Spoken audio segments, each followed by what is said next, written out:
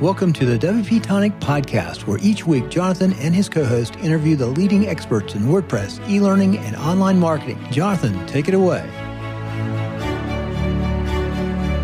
Welcome back, folks, to the WP Tonic interview show. This is episode 619. We've got a real friend of the show, a regular member of the WP Tonic Friday panel show. We got Spencer Forum with me. Spencer is the founder and CEO of WP Launchify, and also the great plugin Launchflows. That's a sponsor of the show. We're going to be talking about secrets of the WordPress stack. That sounds interesting. But I'm going to let my co-host, I'm going to quickly let Spencer introduce himself very quickly, and then we're going to go into this interview. So first of all, Stephen, you have returned from doing a lot of work. Would you like to quickly introduce yourself to the listeners and viewers? Yeah, Stephen Souter. It's good to be back from zipfish.io. I was on a 2-week family vacation, so trying to do work and vacation at the same time was challenging. So it's good to be back home and in the saddle, so to speak. It's more relaxing being back at work, isn't it? Almost. Yeah, almost. And obviously, the only Spencer Forum. Can you, Foreman, Pavel, I don't know. I'm getting mixed up. Close enough. Yeah. Well, I just want to say I'm glad to finally meet you in person, Jonathan. I've heard a lot about you, and Stephen as well. It's nice to meet you and finally be on the show. So after all these years, you've been on here multiple times. What the hell? What the hell are you? 7 and 9. What the hell are you talking about? I'm goofing on you. By the way, I want to just call out to our good friend Heather Renzi, because I think this is going to be my new way to show up. Hello, Spencer Foreman. Stephen may not have seen that show, but Heather made it a dramatic and a very powerful impression on the audience last week with her. Oh, she always makes the impression of me. That's awesome. Yum, yum. That's all I've got to say. We descended into mayhem before we even start. Before we go into the main part of the interview, I want to talk about one of our major sponsor. That's Castos. If you're looking to get into podcasting, and you really should do, it's just a great way of building your own personal brand and also meeting really interesting people. Or you've got clients that are interested into getting into podcasting, you really want to look at Castos. They've got a flat rate pricing structure, so you're not penalised by success. It's really very cheap and reasonable what they are asking. They're WordPress people. Matt Medeiros, the great podcaster himself from the Matt Report, is the head of sales and customer experience. So they're embedded in the WordPress community. Really just go over to their website. You'll find all the links all over the WP Tonic website. Go and have a look what they got to offer. If you do decide to buy for yourself or for clients, please tell them that you heard about them on the WP Tonic website. It really helps them and us. So, Spencer, where to begin? So you got this title, The Secrets of the WordPress Stack, and obviously you got your consultancy business, WP Launchify. Tell us more, Spencer. Well, to not sound too mysterious or provocative, let me set this up by saying... Oh, never. I know, right? Have you met me before? Let me start out by saying that we all owe a debt of gratitude to the existence of WordPress. And of course, Matt single-handedly bringing this about through his own efforts in the early days has created what is, I think, singularly now the only platform of this magnitude. I mean, really 40, 50% of all CMS market, where it's an open source environment. I mean, if you think about it, there's really nothing else. There was Linux at one time, but I don't think, with the exception of maybe Magento, but I think Magento is now sort of fizzled away in some respects. There was never really anything, or isn't anything today, that compares with an organic granola open source community that has built something that is essentially powering nearly half of the internet as far as the underlying, framework and so forth. So if we start with that premise, the thing that we've all been discussing is that it fosters an environment where virtually anybody can rise to be a superstar, and you can create a product from nowhere. And we've seen some real call out products in the last year. In fact, I'll just pick on one because there's others that I've said a million times. But for example, Fluent CRM, Shah Jahan Jewel and his team came out of the blue. Maybe they heard us talking about it and otherwise, but like came up with a plugin based CRM, which was the only real plugin in its space other than there's Groundhog and Adrian Toby, of course. And then there was one that was called something that got absorbed by and killed. It was called No BS, Zero BS. Yeah, really bizarre. It got absorbed by Automatic, right? A bizarre name. I don't know if it'll ever rise to the surface, but my feeling is it's dead and buried, and they hid the remains. So what you've got is a scenario where these plugins can come out of nowhere, solve a problem, and now you've got an audience in the tens or hundreds of millions. I don't think it's hundreds, but like tens or maybe hundreds of thousands, maybe even millions. Some plugins have 5-10 million users, like a WooCommerce. And I think what's so exciting about that is how accessible all the code is, how the relationships are. But here's the corollary to that, or I would say here's the flip side of that. We've got a scenario where the hippie granola like ability to get anything anytime you want gives people those two big problems: shiny ball syndrome or building Frankenstein monsters. And wrapped around that is a sort of seesaw of balancing interests. On the one hand is Automatic, funded by VCs who want to commercialize the thing that's been created for their reasons, of course. On the other side are all of us makers who want to commercialize our products. And now we've got this consolidation of the customer saying, this is all too confusing, gang.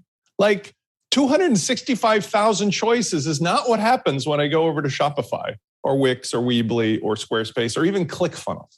And so the secret of the WordPress stack, which is where my mission has been focused for the last year, but it's grown out of 15 plus years, is how to show people, starting for free, that WordPress really is a platform, and it really has a couple key plugins that will be the foundation of anybody's solution. And then when you're established with that, having an association, which is something else I'm working on, of the makers who can come up into the organization, just like with these little doodads here. Before these little USB sticks existed, there was 80 million ways to connect electronics. Now all the makers of electronics said, we're going to agree to use this standard, and now all of our stuff works together. So my focus this year and going forward is going to be on helping educate people for free which plugins they need to have an instant satisfaction solution on the most powerful platform in the world, that they will own and control for themselves or their clients, but that they will also be able to get unified agreement of opinion by the makers, who will be organizing under something that I'm going to be announcing soon, I hope, to act as an association that counterbalances or offers at least an alternative to what maybe Automatic is saying. And this is not designed to say there's anything wrong with what Automatic and Jetpack are doing. That's awesome. And they'll be working with, the hosts and the other partners they have. But us makers don't necessarily have to have that as our only option. We create our own content. We create our own products. We can work together, and we can do it for the benevolent benefit of all of the end users. Because let's be honest, all three of us work in the space, and most of the listeners work in the space of satisfying customers. How much time have any of us spent in the last year, 2 years, 5 years, explaining why there's 7 different choices of page builders, or why there's 10 different problems with things colliding? And so that's where the secret lies. The secret lies in we are on the cusp of a benevolent, peaceful, beneficial revolution for everybody in WordPress, where it evolves from a sort of random granola party into something that is very, very simple to understand, even for somebody coming in from the outside world. Thanks for that. Over to you, Stephen. Great commentary, Jonathan. I'm glad you just gave us the secret to cold fusion. Over to you, Stephen. Quick you definition. never like what I got to say anyway, so I thought I'd just throw it over to Stephen. This is like having your ex-wife on the show. What I think would be helpful is a definition around the term you used. You said granola. What do you mean by granola? Well, in other words, we've got a community, and I was a participant of this. When I first started in WordPress, it was around 2006. I think right near the beginning. I think maybe officially was forked around 2004 or 5, but like in 6 was when it was like an actual, you could use it. There was like a handful of us sitting around a campfire, as I recall. I mean, legitimately, it was in the tens or hundreds, maybe low thousands. So it was like somebody had a Grateful Dead listening party in their backyard and said, bring something to eat and drink. And that attitude has been the basis, in my opinion, of the appeal of WordPress. And it's been something that up until recently was carried off very well by Automattic and Matt and so forth. But I think even everybody, this isn't poking anything at anybody, even the most logical person realizes you can't have a backyard picnic with 50% of the internet all bringing random things to the party. It just doesn't work anymore. That's my point. You know, at some point, we all have to accept and look at the money being thrown around this year. There are real companies with real money having real financial incentives to organize and consolidate and team up and do things with this, because it's no longer a picnic or a, hey man, that sounds good, I'll trade you this thing for that thing. And you know, I do agree with you, because at the present moment, the situation, obviously, the founder or the joint founder, I think Little's contribution to the start of WordPress have been diminished. But at the present moment, it's Automattic and the hosting companies. They also seem to have a lot of influence behind the scenes. But it's the plugin, it's the service side and the plugin producers, to me, that have been one of the main contributors to the building and the popularity of WordPress, not the hosting providers. What's your comment about that? And then we can go for our break, Spencer. Yeah, I mean, see, here's the thing. I also want to set the tone of this conversation, because while I'm willing to be, and often am on the WP Tonic show, provocative and so forth, and poking my thumb at other people who are poking this direction. That is the purpose of the Friday show. But this is not in that tone, okay? And here's why this is important, I feel, to clarify. We are all blessed for the benefit of what has developed over time. And it's undeniable, like peanut butter and chocolate. They go together, and you couldn't have had WordPress forking and working without the contribution of both the people on Automattic side and Matt, as well as all the makers. This is the thing that has worked. This magic has worked. And I've been lucky to be here and witnessed it and had my own flavor of involvement. However, I don't think that that's the conversation, because there is more than enough to go around. Okay. The issue that we're talking about is that as we sit here today, there's, let's call it a reasonable level of objective frustration or objective potential. If you've got a company working in the way they are with the venture side of things, we don't have to say it's good, bad, otherwise, but they've got their agenda, they got their resources. What I am saying is we don't have to beg their permission or ask for their blessing to go ahead and use the same open source stuff to achieve our own goals.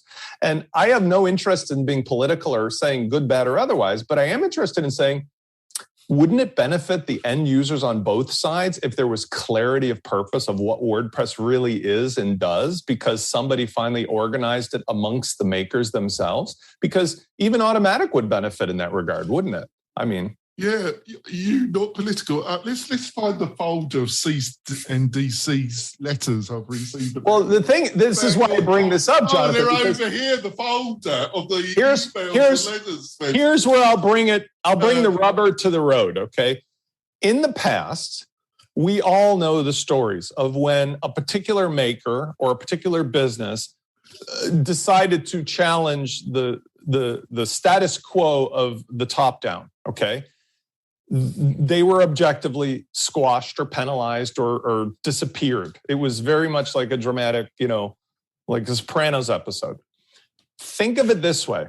The reality of what we have now is such that those of us who make stuff can go about our business without offending or pointing fingers or comparing badly to the king or the boss, because it's irrelevant now.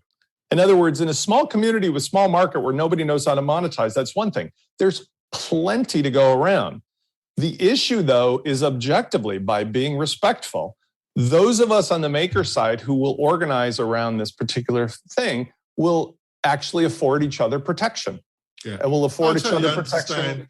And I have no plans to go into my comments in this interview, so that's fine. Oh, okay. We're going to go for our break, and when we come back, we'll be delving in this world of what the new possibilities for WordPress are, which I'm very excited about. We'll be back in a few moments.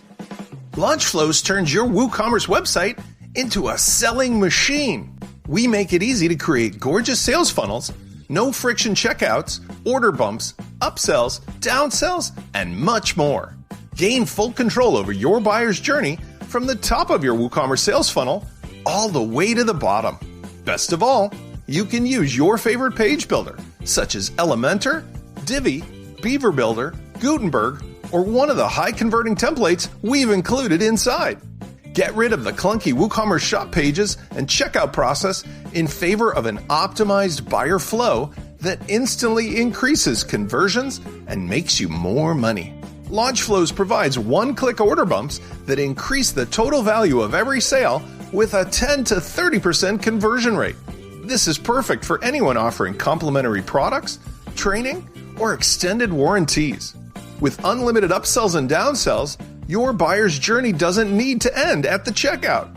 Instead, we make it easy to display a series of additional offers as part of the original transaction. This is perfect for one-time offers, related products, mastermind class offers, high-ticket software sales, or subscription supplements. Not an expert? Don't worry. We've got the training and the consultation you need.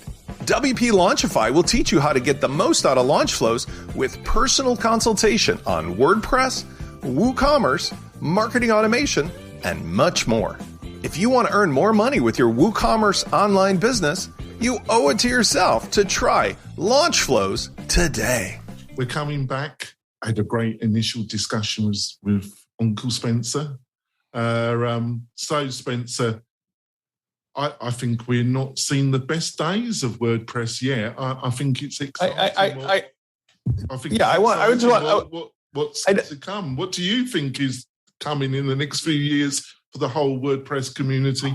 Well, let's spin this in the positive way that I would like it to be, because I know it comes off as odd, and you and I have fun. We joke about the topic. But so let's assume we start with the premise, and we'll put that baby to bed, that thus far there has been a less than ideal execution on explaining to the outside world what WordPress is. Okay, let's just say that's the case. So now we have a choice.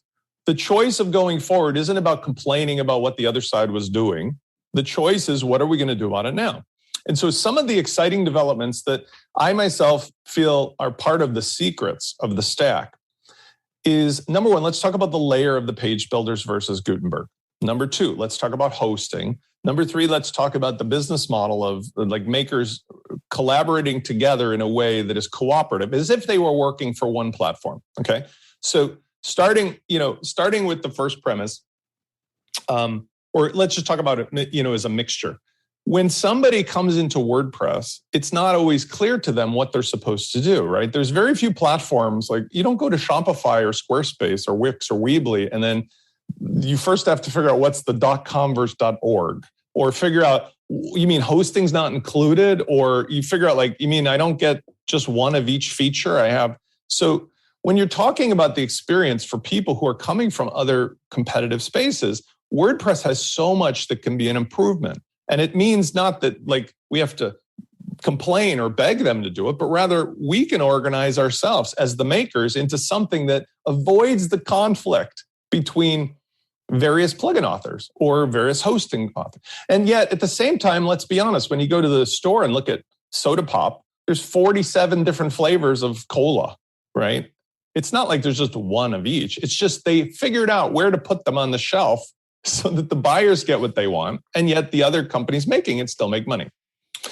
And so from the standpoint of Hosting, I undeniably feel there will always be room for more and more hosts. But like as Stephen can attribute, you're going to need to niche down or niche in or attribute it to something specifically as an end result. Whereas in the past, it might have been good enough to just say generic hosting, right?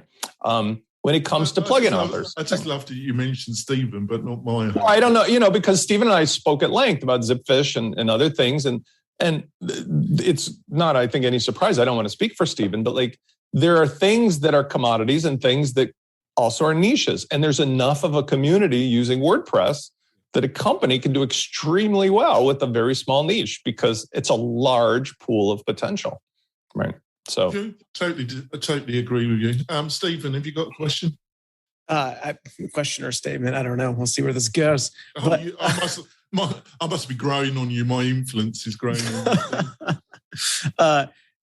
I think what you're saying, Spencer, is really interesting about like how when somebody approaches WordPress, like how do they approach it? And then the confusion that obviously happens as they're getting into it.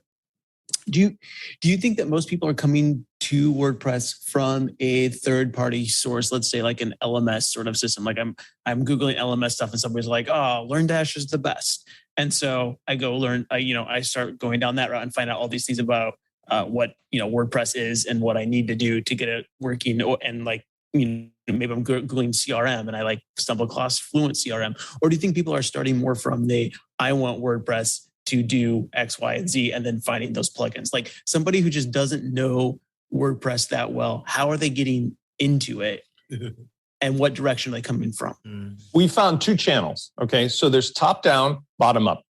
Let's start with the bottom up. Bottom up are those who come into the WordPress community who are what I would refer to mostly as tinkerers or implementers or designers who have something in the WordPress space that drew them to it. It could be a theme, it could be a plugin, it could be a feature. And in doing so, they became much like, I can speak for myself, maybe you guys, became enamored with, oh my God, this is the best Lego kit of all time. I can literally make my livelihood by becoming a specialist of doing this, that, or the other. But as a result of being exposed to the underbelly of WordPress and its granola picnic, hey man, let's trade our stuff for free, trading cards mentality, there is a mindset on the pricing that is a little distorted, right? This plugin does everything I need and my clients need for their entire 7-figure business, and you want to ask $80 for that? How dare you? Okay. Then there's the top-down crowd, which comes from like your CRMs in particular, right? I'm coming from Salesforce or Infusionsoft or one of those. Salesforce or Infusionsoft used to first of all, they're enterprise product, but Infusionsoft used to charge $2,500 just for the privilege of being able to get a demo of their product. And those days are long gone. Salesforce can still get away with it. However, we're finding a huge influx of enterprise level customers who are realizing that they spent $500,000 on Drupal and some CRM last year when they could have done that for a few $1,000s and owned and controlled on WordPress. Now, what that means to us in the maker space, there are those who will want a product that goes to the tinkerer crowd. It's like launch flows would fit in that both directions, but that would fit in the price model and the lifetime deal and so forth. And that's an attractive thing because people get excited and they become fanboys. Then the top-down people could care less what is under the hood of their solution. They need the outcome. They need service level agreements. They need professional level support. And they are shocked if you don't tell them that it has 5 figures in the price. And so what I'm suggesting is each maker can make a decision whether they want to go down or up. And that's not a benefit or curse. And you'll have a larger volume, but more maybe hands-on and support versus a smaller volume, but higher income, but also more responsibility. And I feel that that's, with our research and the data we're collecting at WP Launchify, that's proving itself out in a good way for the makers. Here's why. The same stack of plugins are working to satisfy both ends of the market, which is an extraordinary thing if you think about it, because I'm not picking on Mark Benioff. He's a billionaire. He can do whatever he wants. But Salesforce as a software on the interface or its user features and stuff is not remarkable. I mean, it's super powerful, but it's not remarkable. And they've not had to change it in many iterations because they're locking in all these enterprises. When you look at the software on WordPress, it's pretty freaking remarkable. I mean, both from the interface and the power and the fact that it runs on a tiny little LAMP server and so forth. So I think that's the most exciting thing, is that like an iPhone, we've got an iPhone that does more than the whole Apollo space program computers combined, right? Yeah. That's kind of what I'm saying. I want to put one final question before we wrap up the podcast, the show. You're okay for staying another 15 minutes for bonus content, Spencer? Bonus, right. But let's go for our final question. It's a kind of follow-through question to what you've just stated. You know, WP Tonics in the e-learning area, that's where I planted my flag, e-learning. And we have SaaS competitors. We have Kajabi, Learnable, Teachable, and a host of other ones, enterprise level, education, you know, a host of SaaS competitors. I think if WordPress goes the right way, the way that we hope, I think it's going to get increasingly hard for these SaaS competitors to compete and really have a kind of real sane business model or argument against WordPress. What do you think? Well, I think you do bring up a good point, which is, first of all, there's always an evolution of what's popular, right? So even if a company does everything right, they could fade out of public favor, or they could just still make money and fade out of public view. For example, can I just quickly interrupt? I apologize. Yeah. I think that in some ways, I think these SaaS in the e-learning have grown because of the weaknesses of WordPress. If those weaknesses are slightly removed, which we hope, and it improves, which looks like it can do, I think they're going to increasingly have a tough time. Sorry. Well, I mean, if you look at how the business model is for SaaS e-learning, it's not about the interface or the features. It's really about the fact that they're going to promote and market people into a marketplace and then get audiences to that. So if you look at a Thinkific or something like that, they're really not selling you how easy or amazing it is to make your courses online. They're selling you, this is where you can make a course, dump it into here, and there will be people buying it, right? And even if it's at a discount for many authors, that's the attractive thing about it. I'm not 100% sure whether those authors would care to go to the trouble, even as simplified as it could be, of hosting their own WordPress website for one or two courses. However, for the other kind of user, who a school or a person with many courses or a business with many courses, I do tend to agree that if it can be simplified, and again, this is where Launchify is trying to make it easier for the environment as well. We call them use cases. If you could come and see there's a use case that is literally the same or better of features and some, simplicity and ease of use, less money, and you own it, control it, and you can get it ready to go from a WordPress type of solution, why wouldn't you? Because at the end of the day, people in this membership economy are cognizant of what a membership costs. So like I was joking with a friend at lunch the other day, how we all have Hulu Plus and Disney and Netflix and Amazon Prime and all the rest, because they've lowered their prices to such an extent, you can just pay $7 here, $12 there, $15 there every month and never get off of it. But some of those SaaS platforms are not that inexpensive. So for many people, they would recognize, you know what, if I own it and control it, and I just pay, a small amount every year for the plugins, then WordPress really is something that would be useful. And for the implementers, that's the big benefit. I'm an implementer who has a niche audience of, let's say I'm into chiropractic or something.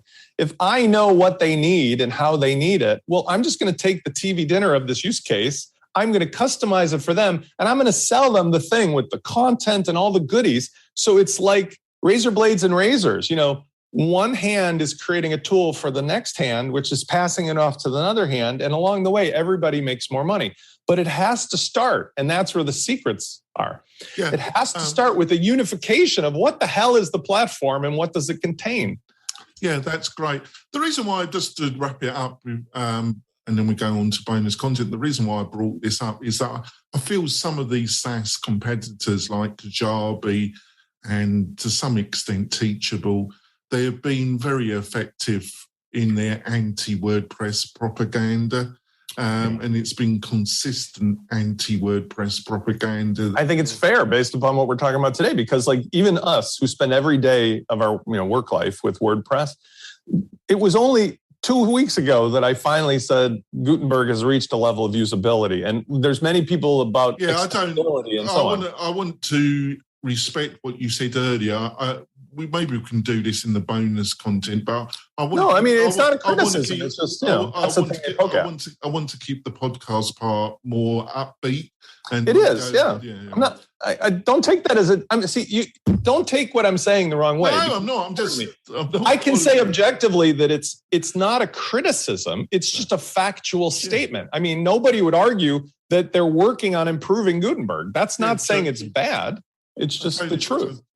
I know you're worried about the lawyers calling today. No, at all. I was respecting the general tone of the interview. Actually, I was respecting, because you did indicate that you wanted at the first half of the show a more upbeat, more positive tone to this interview, and that's what I'm trying to just to riff off of what Jonathan was saying earlier about Kajabi and kind of what your answer there, that like, Spencer, about their marketing being like, yeah, of course, Kajabi is better than WordPress in some areas. Like Kajabi is easier. I mean, I've logged in the Kajabi backend. I've helped people with Kajabi stuff. It's simpler, but can you do everything you want with it? No. So the answer is, if there's something you want to do, you just don't do it. Where WordPress is, if there's something you want to do, you can find a way to do it. And that's really where WordPress starts getting complex. Right. Is as you start figuring those things out, you're layering in plugins and stuff. We just need to make that initial, what you just said, when you first, we just need to make that experience a bit easier. That is the heart of it. We need to wrap it up, Spencer, for the podcast part of the show. If you really want to support the show, please join us on the WP. You want to hear how this ends? WP Facebook group, the mastermind group. If you're making a living from WordPress, you really do want to join our Facebook group. We've got a load of experts like Spencer who admin the Facebook group. We love you to join us and join the discussion. We're also in the near future going to be producing a weekly WP Tonic newsletter with all the latest news, plugins, recommendations, everything you would want to know if you're already in the WordPress community. We'll be starting that in the next couple of weeks. We're going to wrap up this. Please join us for the bonus content, which you'll be able to see on the whole interview, plus the bonus content on the WP Tonic YouTube channel. Spencer, how can people find out more about you and what you're up to? I would encourage anybody to go over and try WPLaunchify.com's free discovery tool, which will reveal some things that are personal choices about what a stack might look like for their need, for their use case. You can check out launchflows.com if you want. That's the plugin that amplifies WooCommerce's behavior. But Launchify is really where I think this conversation is about. So that would be a good place. And you can always reach out to me at help@WPLaunchify.com. That's great. And Stephen, how can people find out more about you and your company? Head over to zipfish.io, run a speed test, see how much faster your website could be. That's great. We'll see you next week with another great interview, another great WordPress or marketing discussion. We'll see you soon, folks. Bye. Thanks for listening to the WP Tonic Podcast, the podcast that gives you a dose of WordPress medicine twice a week.